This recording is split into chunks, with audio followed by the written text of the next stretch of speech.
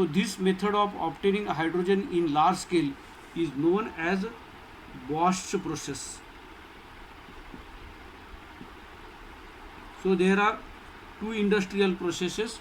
One is Lenz process. In that, steam is reduced to hydrogen by the action of air, and second one is Bosch process. In that, steam is reduced by using carbon to water gas, and this water gas is heated with steam to give mixture of carbon dioxide and hydrogen, and this hydrogen can be recovered by passing this gaseous mixture to KOH solution, where KOH absorbs CO2 and hydrogen is liberated. This is another method of preparation. It is industrial method of preparation of hydrogen known as Bosch process. Now we obtain hydrogen by different method. Now we will discuss about physical properties of hydrogen. Physical properties of hydrogen. तर त्याच्यामध्ये पहिली property आपल्याला माहित आहे, hydrogen कसं आहे, colourless, odourless and tasteless gas. Hydrogen is colourless, odorless and tasteless gas. It is slightly soluble in water. Slightly soluble in water. That is, only 2 volume hydrogen dissolves in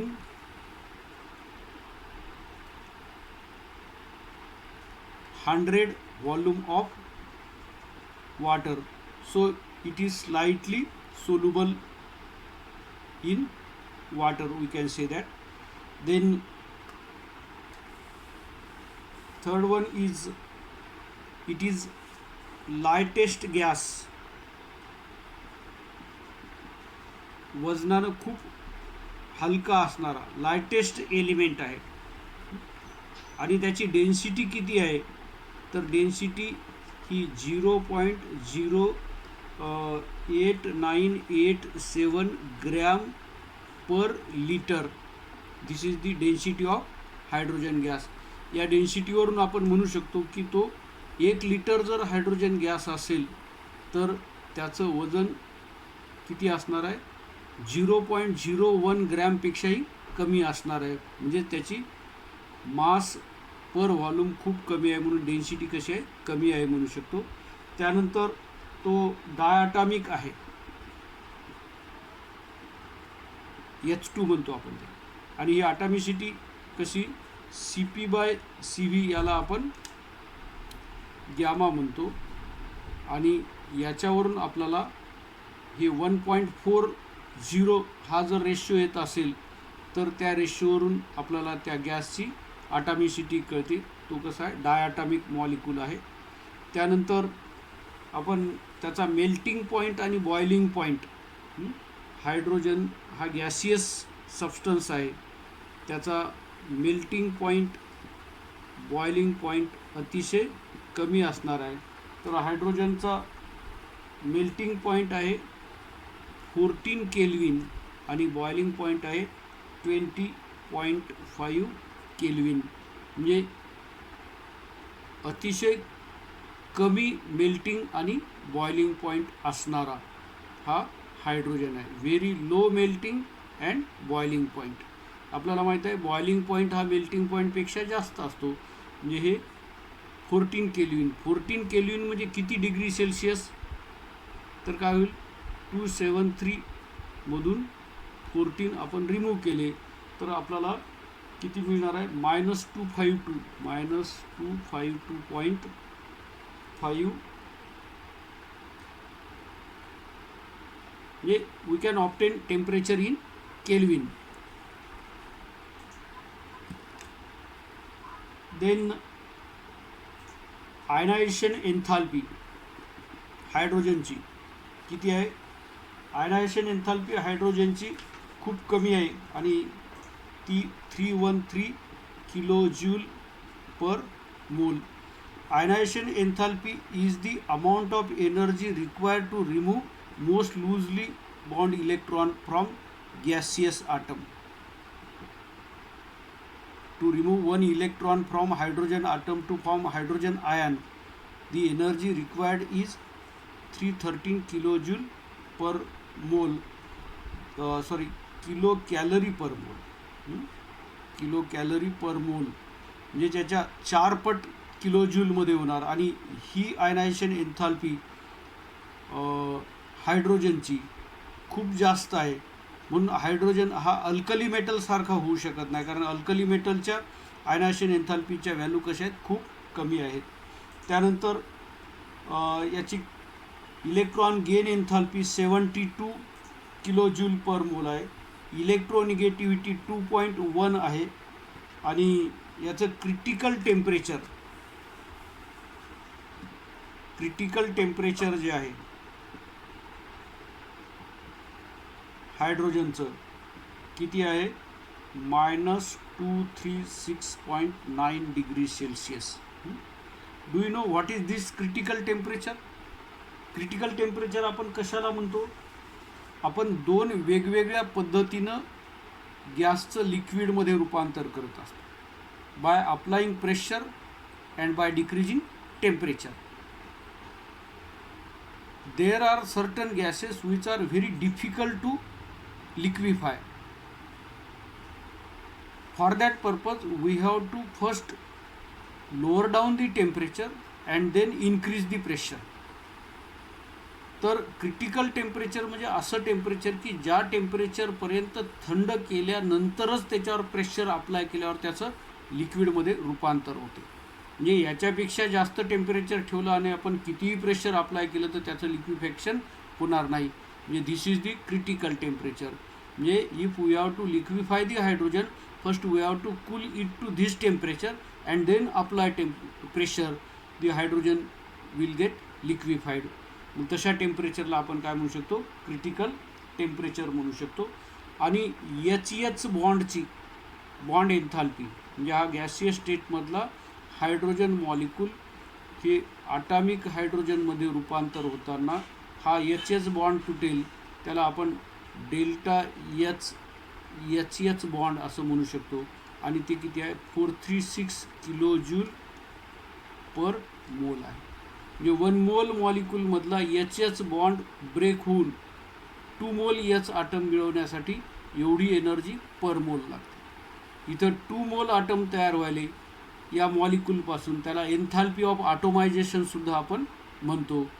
मग आता ही bond enthalpy खूप जास्त असल्यामुळं hydrogen हा बऱ्यापैकी inert आहे, सहजासहजी तो रिॲक्ट होत नाही. त्याला इग्निशन टेम्परेचर लागते किंवा त्याच्या रिॲक्शनसाठी कॅटॅलिस्ट लागते, त्याच्याशिवाय याची रिॲक्शन होत नाही. ही हाय बॉन्ड एन्थाल्पी त्याच्या क्वाईट इनर्टनेससाठी रिस्पॉन्सिबल आहे म्हणू शकतो. त्यानंतर हायड्रोजनची बॉन्ड लेंथ किती आहे, एच बॉन्डची bond length, interatomic distance between the 2 covalently bonded hydrogen atom हे किती आहे, 74 picometre. This is about properties of the hydrogen. त्याच्यानंतर याच्यामध्ये अजून काही प्रॉपर्टीज आहे. हायड्रोजन हा अडसॉर्ब होतो. कालच्या याच्यामध्ये एक प्रश्न होता पहा, हायड्रोजन अडसॉर्ब होतो कशावर, metals like palladium, platinum, Fe, cobalt अशा मेटलच्या सरफेसवर हायड्रोजन अडसॉर्ब होते. That adsorption of hydrogen on surface of this metal is termed as occlusion. म्हणजे accumulation of hydrogen on the surface of metal is termed as occlusion, and this palladium has a very high tendency to adsorb hydrogen gas. It can adsorb 100 times hydrogen than the volume of palladium. याचं जेवढं volume आहे त्याच्या 1000 times more hydrogen काय करतो, तो अडसॉर्ब करतो. 1000 times more hydrogen adsorb करतो. म्हणजे palladium has very high tendency to adsorb hydrogen on its surface असं म्हणू शकतो. त्यानंतर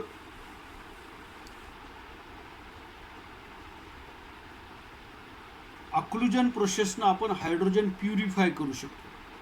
if we have mixture of different gases in that one of the component is hydrogen and in that palladium is added, तर palladium especially adsorb hydrogen, remaining gases remains in the mixture and palladium collect only hydrogen. This occluded hydrogen on palladium on heating gets separated to give the pure hydrogen असं आपण म्हणू शकतो. त्यानंतर हे physical प्रॉपर्टीजबद्दल झालं. त्याच्यानंतर याच्या chemical प्रॉपर्टीजमध्ये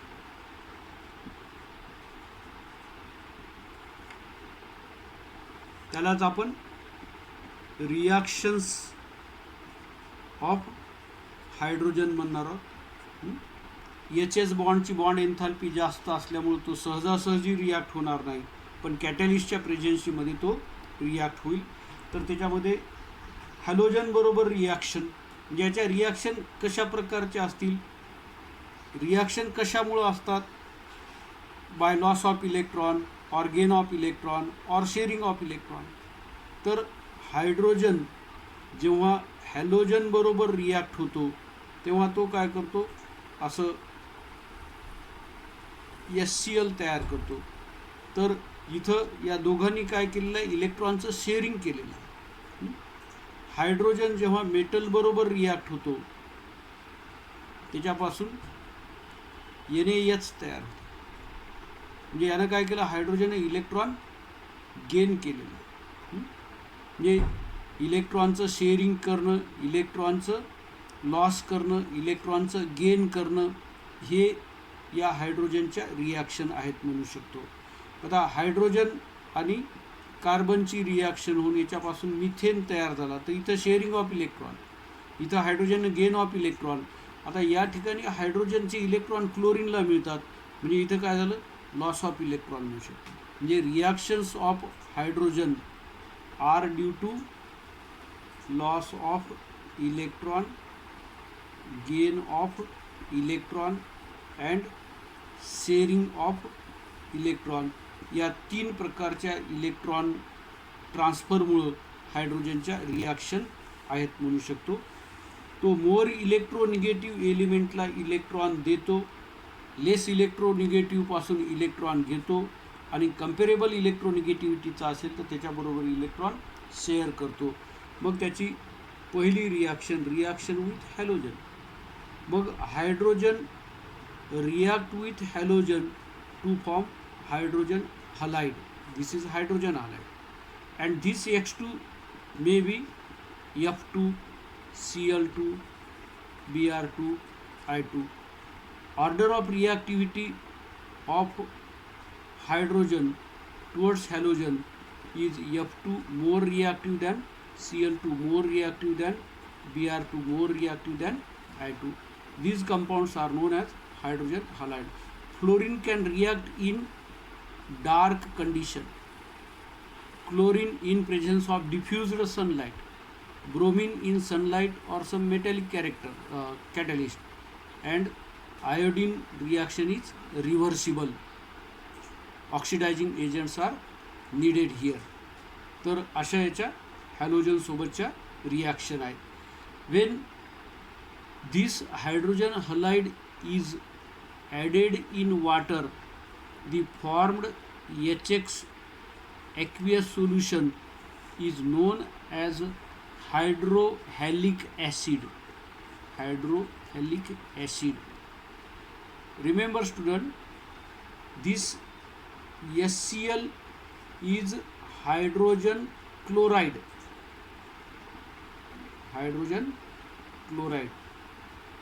But HCl aqueous, when we pass HCl gas in water, we will get aqueous HCl solution and which is known as hydrochloric acid. काय मिळते? हायड्रोक्लोरिक ॲसिड मिळते.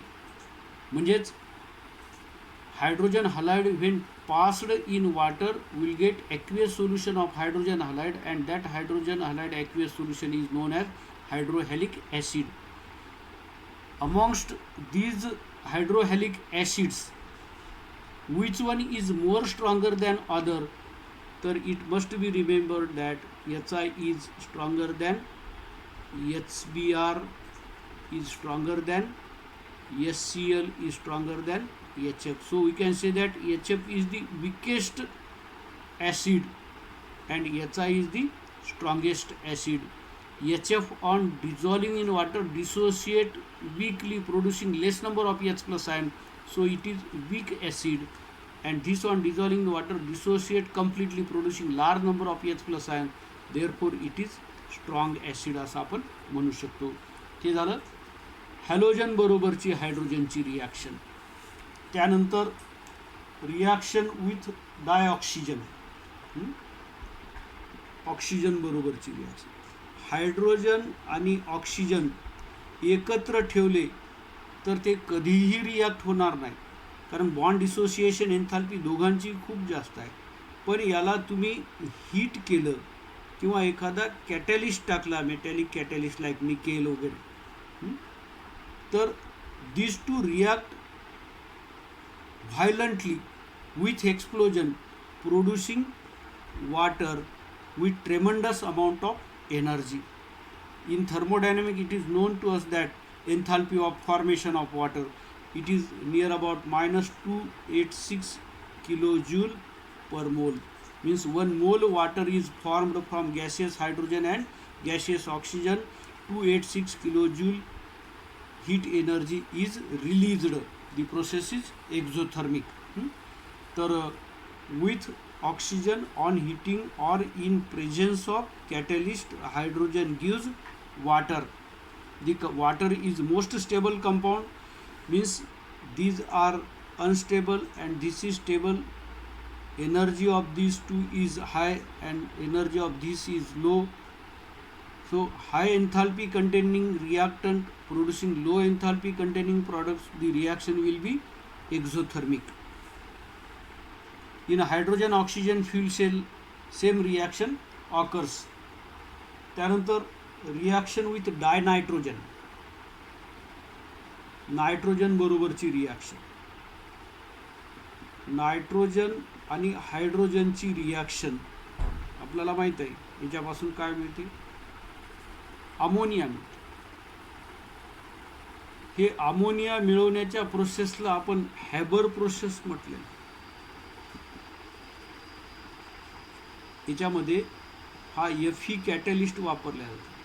673 केल्विन टेम्परेचर वापरलं जातं अँड नियर अबाउट 200 ॲटमॉस्फेरिक प्रेशरला या Feच्या प्रेझेन्सीमध्ये आपण हीट केलं या गॅसियस मिक्सचरला. Nitrogen gaseous, hydrogen gaseous, we are getting ammonia. So hydrogen on heating with nitrogen at this condition in presence of Fe catalyst gives ammonia. This process is known as Haber's process. आता याच्यामध्ये आपल्याला थर्मोडायनॅमिक्समध्ये question, इक्विलिब्रियममध्ये question, kinetic chemical कायनेटिकमध्ये question विचारले जातात. म्हणजे आता याच्यामध्ये काय व्हायलं, हे 4 व्हॉल्यूम गॅस कंबाईन होऊन 2 व्हॉल्यूम प्रॉडक्ट मिळाले. म्हणजे during this reaction volume decreases. तर डिक्रीज इन व्हॉल्यूमला प्रेशर इन्क्रीज फेवर करते, म्हणून this reaction will be favoured by increasing pressure. ही रिॲक्शन एक्झोथर्मिक आहे. अमोनियाचं फॉर्मेशन एक्झोथर्मिक आहे. -922 किलो जूल पर मोल ही एन्थाल्पी ऑफ फॉर्मेशन आहे. मग exothermic reaction are favoured by low temperature, means formation of ammonia can be favoured or increased by increasing pressure and decreasing temperature असं याच्यावर प्रश्न विचारला आहे. म्हणजे या रिॲक्शनला किंवा या इक्विलिब्रियमला राईटला शिफ्ट करण्यासाठी आपल्याला काय करावं लागेल, तर प्रेशर इन्क्रीज करावं लागेल आणि टेम्परेचर डिक्रीज करावं लागेल. का प्रेशर इन्क्रीज करायचं, तर याच्यामध्ये व्हॉल्यूम कमी व्हायला. मग व्हॉल्यूम केव्हा कमी होते, when we increase the pressure, that favours the reaction. आणि टेम्परेचर का डिक्रीज करायचं, रिॲक्शन एक्झोथर्मिक आहे, म्हणजे सिस्टीममधून हीट सराउंडिंगकडे चालली. जर आपण बाहेरचं टेम्परेचर कमी ठेवलं तर that heat flow occur fastly and that favours the reaction. त्यानंतर रिॲक्शन विथ मेटल्स, तर हायड्रोजन जेव्हा मेटल्स बरोबर रिॲक्ट होतो, like alkali metal, alkaline earth metal, तर अल्कली मेटल मोनोव्हॅलंट आहे, यांच्याबरोबर स्ट्रॉंगली हीट केलं तर त्याचे असे MH type of metal hydride तयार व्हायले. आणि अल्कलाइन अर्थ मेटल बरोबर सुद्धा हीट केल्यानंतर त्यांचे MH2 type of metal hydride तयार. This is alkali metal. It may be lithium, sodium, potassium, rubidium, caesium. आणि this is alkaline earth metal, beryllium, magnesium, calcium, strontium, barium, radium. These are divalent, so 2 hydrogen are there. Alkali मेटलचे hydride आणि alkaline earth मेटलचे hydride, हे M जर Ca असेल तर तो CH2 होतो, कॅल्शियम हायड्राईड. याला आपण हायड्रोलिथ म्हणतो. Hydrolith, hydrolith is the hydride of calcium. These metal hydride are ionic or saline or salt like hydride, because in that metals are in positive oxidation state and hydrogen is in negative oxidation state. Here alkali metal in their hydride shows +1 oxidation state and hydrogen in all its salt like hydride shows -1 oxidation state. Here this alkaline earth metal +2, this one -1. आता याच्यात वेगळे प्रश्न कोणते विचारले जाऊ शकतात. आपल्याला माहीत आहे, या हायड्राईडचं इलेक्ट्रोलिसिस केलं आपण. या मोल्टन सोडियम हायड्राईड घेतला समजा NaH, तर या सोडियम हायड्राईडमध्ये काय होणार आहे, हा Na+H- असणार आहे. याच्यामध्ये असे इलेक्ट्रोड सोडले, हे पॉझिटिव्ह, हा निगेटिव्ह, हा पॉझिटिव्ह, हा निगेटिव्ह. तर या पॉझिटिव्हकडे हा निगेटिव्ह आयन जाईल, अनायन जाईल, याला आपण काय म्हणू शकतो, अनोड म्हणू शकतो. आणि हा पॉझिटिव्ह आयन या निगेटिव्ह इलेक्ट्रोडकडे जातो, म्हणजे कॅटायन ज्या इलेक्ट्रोडकडे जातो त्याला आपण कॅथोड म्हणू शकतो. मग आता हा हायड्राईड काय होईल, H2 गॅस देईल, इलेक्ट्रॉन रिलीज करेल. आणि हा 2Na+ काय करेल, इलेक्ट्रॉन घेईल आणि त्याचं 2Na मेटलमध्ये. म्हणजे हायड्रोजन कुठं लिबरेट व्हायला, तर ॲनोडवर. ॲनोडवर कोण, हायड्रोजन, आणि कॅथोडवर कोण जमा व्हायला, सोडियम. म्हणजे मेटल हायड्राईडचं इलेक्ट्रोलिसिस केलं तर hydrogen gets liberated at anode. आणि हे जर आपण वॉटरचं इलेक्ट्रोलिसिस केलं, कशाचं, वॉटरचं, ॲसिड्युलेटेड वॉटर, काल बघितलं आपण, तर काय होते त्याच्यामध्ये, हे असे 2 इलेक्ट्रोड, पॉझिटिव्ह निगेटिव्ह.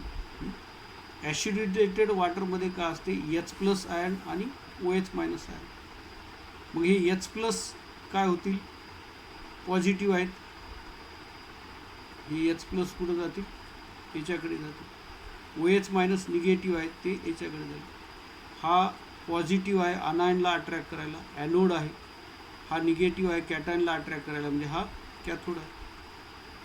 मग आता हे 2 हायड्रोजन या निगेटिव्ह इलेक्ट्रोडकडून 2 इलेक्ट्रॉन घेऊन त्याचं H2 लिबरेट करतील आणि हे 2 OH मायनस 2 इलेक्ट्रॉन लूज करतील, त्याच्यापासून एक H2O तयार होईल, हाफ O2 तयार होईल. तर काय होणार आहे, ॲनोडवर O2 लिबरेट होईल आणि कॅथोडवर H2 लिबरेट होईल. म्हणजे आता हे दोन्ही इलेक्ट्रोलिसिसच आहे. हे कोणाचं आहे, ॲसिड्युलेटेड वॉटरचं, आणि हे कोणाचं आहे, मेटल हायड्राईडचं आहे. तर मेटल हायड्राईडचं इलेक्ट्रोलिसिस केल्यानंतर हायड्रोजन कुठं मिळालं आपल्याला, ॲनोडवर, आणि ॲसिड्युलेटेड वॉटरचं इलेक्ट्रोलिसिस केल्यानंतर हायड्रोजन कुठं मिळालं आपल्याला, कॅथोडवर. म्हणजे आपल्याला इलेक्ट्रोलिसिस कोणाचं केल्यानंतर हायड्रोजन कुठल्या इलेक्ट्रोडवर निघते हे लक्षात ठेवणं गरजेचं आहे. हे हायड्रोजन जर त्या कंपाऊंडमधला कॅटायनच्या स्वरूपात असेल तर तो कॅथोडवर लिबरेट होईल, आणि जर तो अनायनच्या स्वरूपात असेल तर तो ॲनोडवर लिबरेट होईल. म्हणून मेटल हायड्राईडचं इलेक्ट्रोलिसिस केल्यानंतर hydrogen will be liberated at anode, आणि ॲसिड्युलेटेड वॉटरचं इलेक्ट्रोलिसिस केल्यानंतर hydrogen will be released at cathode म्हणू शकतो. आणि कॅथोडवरची रिॲक्शन काय असते, रिडक्शन म्हणजे गेन ऑफ इलेक्ट्रॉन, आणि ॲनोडवरची रिॲक्शन काय असते, लॉस ऑफ इलेक्ट्रॉन. म्हणजे नेहमीसाठी ॲनोडिक रिॲक्शन हे ऑक्सिडेशन आणि कॅथोडिक रिॲक्शन हे रिडक्शन असते. हे पण आपण लक्षात ठेवणं गरजेचं आहे. हे इलेक्ट्रोकेमिस्ट्रीमधला पॉईंट आहे, पण हायर एक्झाममध्ये कुठलाही पॉईंट कुठंही विचारू शकतात. त्यामुळं आपण ज्या ठिकाणी त्या रिॲक्शनचा उल्लेख होतो त्याचे सगळे आस्पेक्ट आपण बघितले पाहिजे. तर अल्कली मेटलच्या हायड्राईडमध्ये अल्कली मेटलची ऑक्सिडेशन स्टेट नेहमी +1 असणार आहे, आणि अल्कलाईन अर्थ मेटलच्या हायड्राईडमध्ये ऑक्सिडेशन स्टेट +2 असणार आहे. त्याच्यानंतर आपल्याला पुढचं डिस्कस करायचं आहे की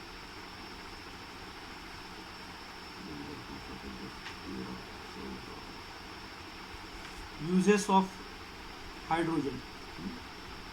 तर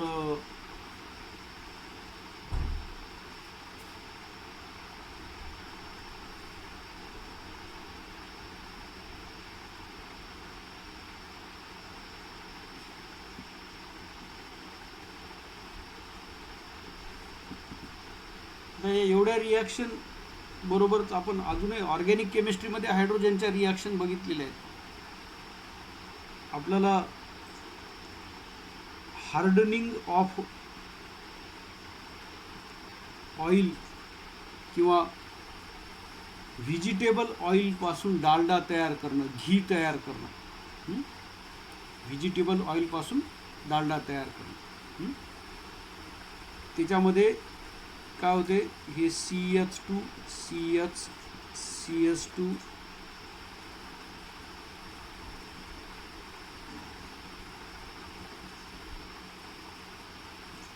C17S33 C17S33 C17S33.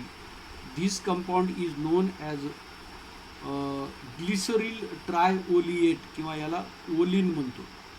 हे रूम टेम्परेचरला लिक्विड आहे, याला ऑइल म्हणतो. आणि ऑइलचं एक कॅरेक्टर काय, त्याला जास्त दिवस आपण ठेवलं तर ते रॅन्शिड होते, त्याला दुर्गंधी सुटते. To avoid that rancidity oils are hydrogenated and converted into fats that are also known as vanaspati ghee और डालडा.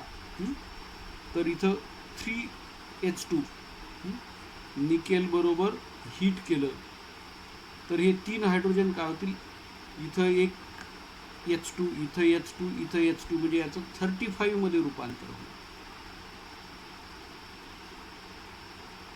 हा सॅच्युरेटेड ट्रायग्लिसराईड झाला, याला ग्लिसरील ट्रायस्टिरेट म्हणतात किंवा त्यालाच आपण स्टिरीन म्हणतो.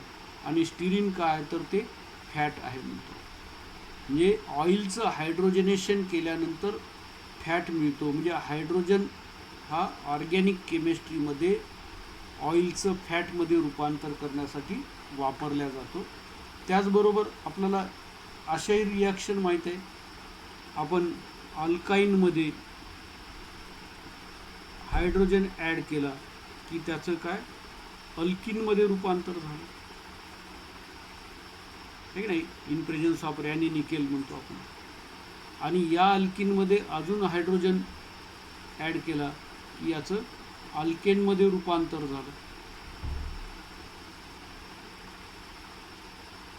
मग आता हे हायड्रोजनेशन प्रोसेस आहे. We are converting unsaturated compounds into saturated one.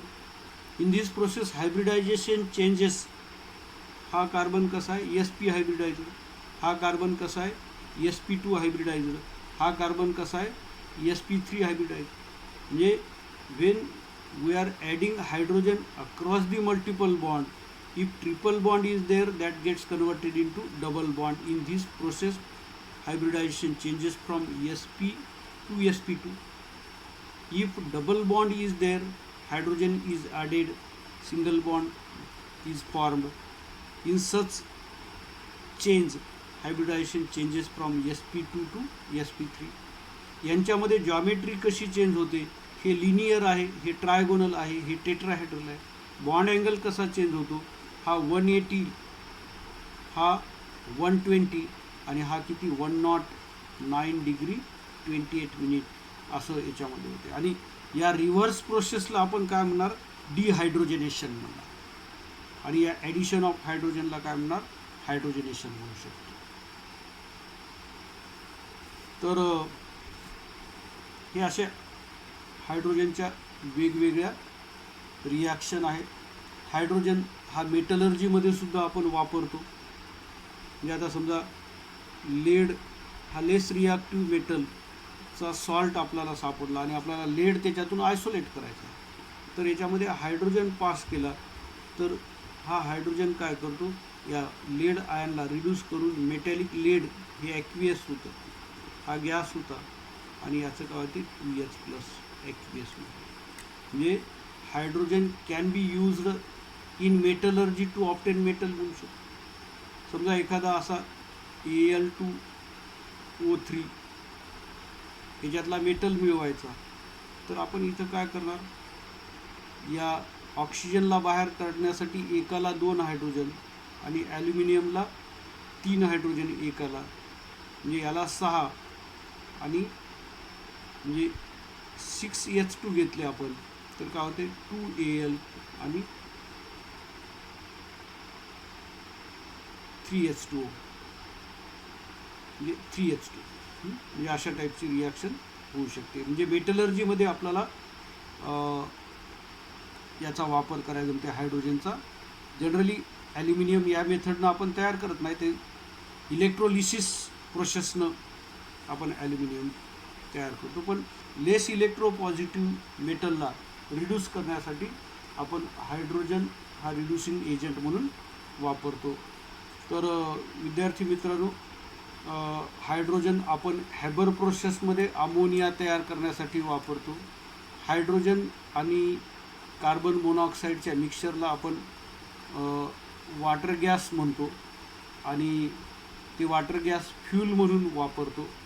म्हणजे असे वेगवेगळे हायड्रोजनचे युजेस आहेत.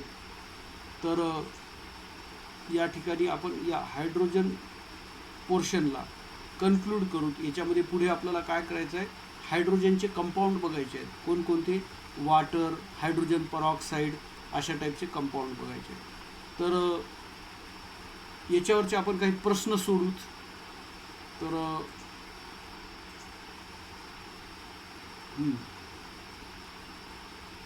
पहिला प्रश्न कोणता आहे,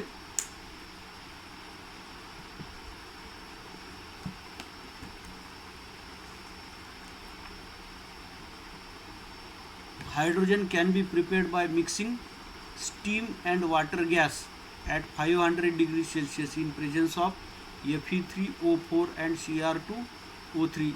This process is called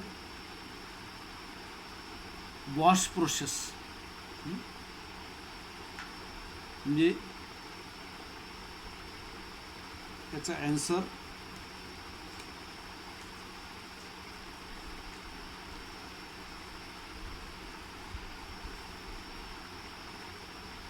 C.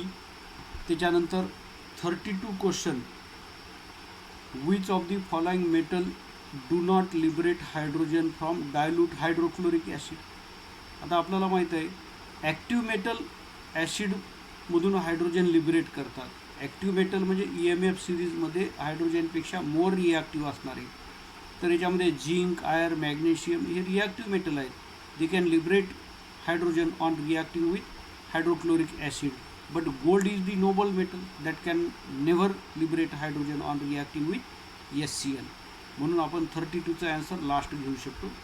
त्यानंतर 33मध्ये बघा, an element react with hydrogen to form a compound A which on treatment with water liberates hydrogen gas. The element can be. तर आता आपल्याला माहीत आहे की हायड्राईडचं हायड्रोलिसिस केल्यानंतर काय मिळते आपल्याला? हायड्रोजन मिळते. मग कॅल्शियम हा हायड्रोजन बरोबर हीट केल्यानंतर CaH2 हायड्रोलिथ तयार करतो आणि त्या हायड्रोलिथचं हायड्रॉलिसिस केल्यानंतर कॅल्शियम हायड्रॉक्साईड मिळते आणि हायड्रोजन गॅस लिबरेट होते. म्हणून 33चं लास्ट होईल. त्यानंतर 34मध्ये hydrogen combines with other element by. तर आपला हा पहिलाच पॉईंट, हायड्रोजन इलेक्ट्रॉन लॉस करते, गेन करतो आणि शेअरिंग करतो. म्हणजे लास्ट पर्यायामध्ये दिलेला आहे by losing, gaining or sharing of electron म्हणू शकतो.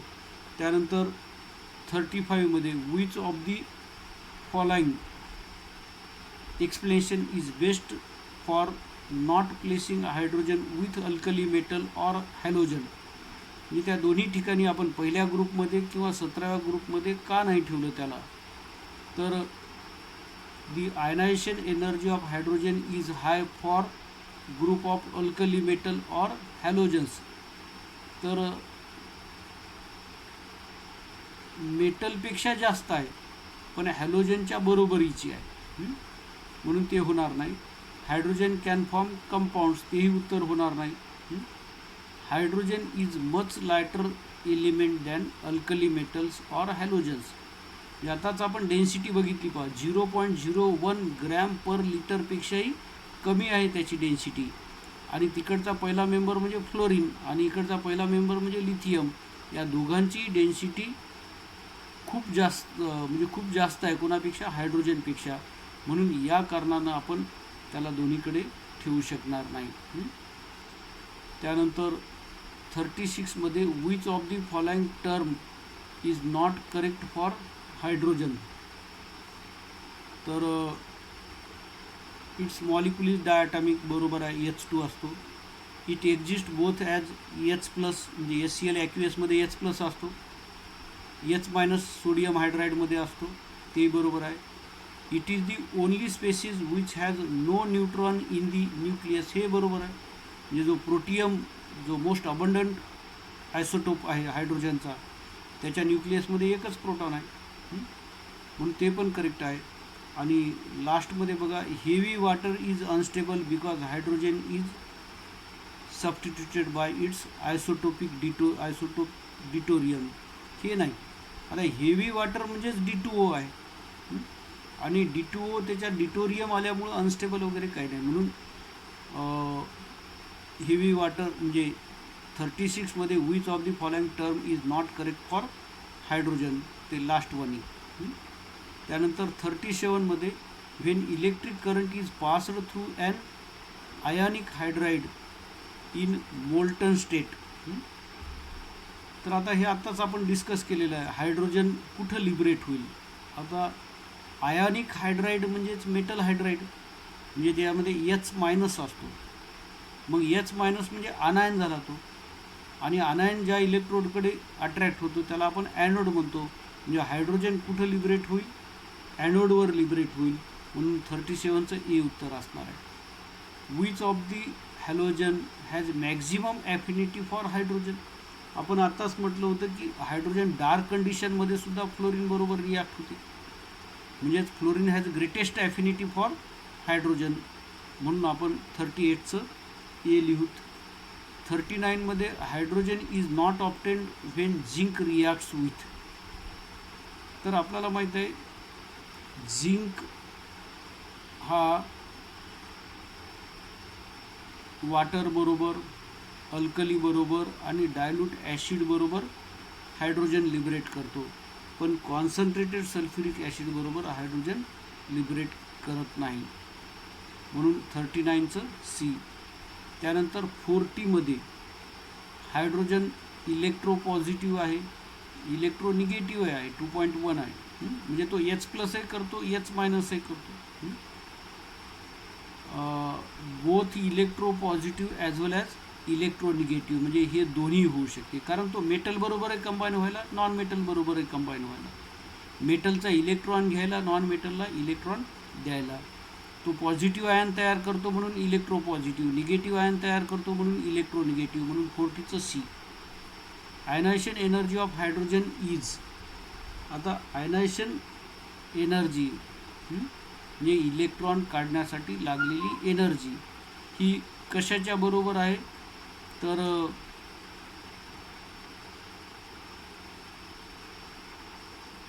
Equal to that of chlorine, lesser than of that of chlorine, slightly higher than that of chlorine, much higher. म्हणजे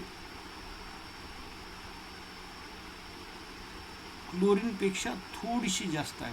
काल आपण त्याच्या मॅग्निट्यूड बघितलेले आहेत, म्हणजे 41चं काय होणार आहे, सी आन्सर होणार आहे. नेक्स्ट 42मध्ये बघा, hydrogen act as a reducing agent and thus resembles with. आता ते रिड्युसिंग एजंटचं काम करायला म्हणजे तो अल्कली मेटल्स आहे, कारण मेटल्स आर रिड्युसिंग एजंट, म्हणून 42चं डी असणार आहे. त्यानंतर 43मध्ये which position for hydrogen explains all its properties, तर at the top of halogen, alkali metal आणि none of the above, म्हणजे सगळ्या प्रॉपर्टी त्याच्या कुठंच सॅटिस्फाय होणार नाही. अल्कली मेटलमध्ये काही प्रॉपर्टी, हॅलोजनमध्ये काही प्रॉपर्टी, कार्बन फॅमिलीमध्ये काही प्रॉपर्टी. म्हणजे अल्कली मेटलमध्ये तो काय असणार आहे, इलेक्ट्रॉन लूजर असणार आहे. हॅलोजनमध्ये काय असणार आहे, इलेक्ट्रॉन गेनर असणार आहे. आणि कार्बन फॅमिलीमध्ये तो काय असणार आहे, शेअरिंग करणारा असणार आहे. म्हणून कोणत्याच ठिकाणी त्याच्या सगळ्याच प्रॉपर्टी एक्सप्लेन करायला जमणार नाहीत, म्हणून 43चं लास्ट वन. आणि 44मध्ये hydrogen readily combines with non metal and thus it shows, non metal बरोबर कंबाईन व्हायला, म्हणजेच तो इलेक्ट्रोपॉझिटिव्ह कॅरेक्टर दाखवला. म्हणजे 44चं काय होणार आहे, सेकंड होणार आहे. 45मध्ये the oxidation state shown by hydrogen are, कोणतं, सी असणार आहे, कारण तो नॉन मेटल बरोबर रिॲक्ट होतो तेव्हा पॉझिटिव्ह, मेटल बरोबर रिॲक्ट होतो तेव्हा निगेटिव्ह, आणि जेव्हा तो एलिमेंटरी फॉर्ममध्ये आहे तेव्हा 0, म्हणजे 45चं काय असेल, सी असेल. 46मध्ये hydrogen readily combines with metals and thus shows. आता हायड्रोजन मेटल बरोबर कंबाईन व्हायला म्हणजे त्याचा इलेक्ट्रॉन घ्यायला, म्हणजे तो अनायनमध्ये रूपांतर व्हायला, म्हणजे तो इलेक्ट्रोनिगेटिव्ह कॅरेक्टर दाखवते, म्हणजे 46चं बी असणार आहे. 47मध्ये which element forms maximum compound in chemistry, तर हायड्रोजनच, कारण carbon form large number of organic compound, पण प्रत्येक कार्बनच्या कंपाऊंडमध्ये हायड्रोजन आहेच. In addition to that hydrogen also form acids, bases, ammonia, water, inorganic compound. So एका एलिमेंटनं तयार केलेले सगळ्यात जास्त कंपाऊंड कोणाचे म्हटलं तर ते हायड्रोजनचे आहेत असं आपण म्हणू शकतो, म्हणजे 47चं बी होईल. त्यानंतर 48मध्ये protonic acid, a compound that form solvated hydrogen ion in polar solvent, हेच होते. म्हणजे एच प्लस देणाऱ्या ॲसिडला आपण काय म्हणायचं, प्रोटॉनिक ॲसिड म्हणायचं, कारण तो H plus ion as soon as formed in aqueous medium it get hydrated to form protonated solvent म्हणू शकतो. म्हणजे एच प्लस आयन वाटरमध्ये आला की त्याचा H3O+ होतो, तशा टाईपचं. 48चं ए. 49मध्ये hydrogen can be prepared by action of dilute H2SO4 on. तर आता हे कॉपर, लेड, मर्क्युरी हे लेस रिॲक्टिव्ह दॅन हायड्रोजन आहे, तर metals which are more reactive than hydrogen on reactive with dilute acid liberate hydrogen. मग त्याच्यामधलं iron हे answer होईल 49B. त्यानंतर 50मध्ये hydrogen molecule differ from chlorine molecule in the following respect. Hydrogen molecule is non polar but chlorine molecule is polar. आता hydrogen HH आणि chlorine ClCl दोन्ही non polar आहेत, म्हणजे दोन्हीचे सेम ॲटम आहेत, दोघांची इलेक्ट्रोनिगेटिव्हिटी सेम आहे, म्हणून पहिलं ॲन्सर होणार नाही. Hydrogen molecule is polar while chlorine molecule is non polar असंही होणार नाही, दोन्ही नॉन पोलार आहेत. त्यानंतर तिसऱ्यामध्ये hydrogen molecule can form intermolecular hydrogen bonds but chlorine molecule does not, असंही नाही होणार कारण दोन्ही नॉन पोलारच आहेत. Hydrogen molecule can not participate in coordination bond formation but chlorine molecule can. म्हणजे आता क्लोरीनमध्ये काय लोन पेअर ऑफ इलेक्ट्रॉन आहेत क्लोरीन ॲटमवर, पण हायड्रोजनवरती नाही, म्हणून हायड्रोजन लोन पेअर इलेक्ट्रॉनचं देऊ शकत नाही for the formation of coordinate bond, पण क्लोरीन देऊ शकतो, म्हणून last one is the correct. Which of the following statement concerning protium म्हणजे hydrogen, deuterium and tritium is not true. They are isotopes of each other, म्हणजे बरोबर आहे. They have similar electronic configuration, सगळ्यामध्ये एकच electron आहे, म्हणजे 1s1 होईल. They exist in the nature in the ratio, नाही 1:2:3 या रेशोमध्ये नाही, कारण प्रोटियम हा मोस्ट अबंडंट आहे. त्यानंतर डिटोरियम खूप कमी आहे आणि ट्रिटियम तर हा अतिशय निग्लिजिबली स्मॉल अमाऊंट त्याचं रेडिओॲक्टिव्ह स्ट्रेसेसमध्ये सापडते. Their mass numbers are in the ratio, हे बरोबर आहे. प्रोटियमचं 1 आहे कारण 1 प्रोटॉन, डिटोरियमचं 2 आहे कारण 1 प्रोटॉन 1 न्यूट्रॉन, ट्रिटियमचं 3 आहे कारण त्याच्यामध्ये 1 प्रोटॉन आणि 2 न्यूट्रॉन आहेत, म्हणून आपण हे last one is the answer म्हणू शकतो. आणि when SO3 is treated with heavy water, the product formed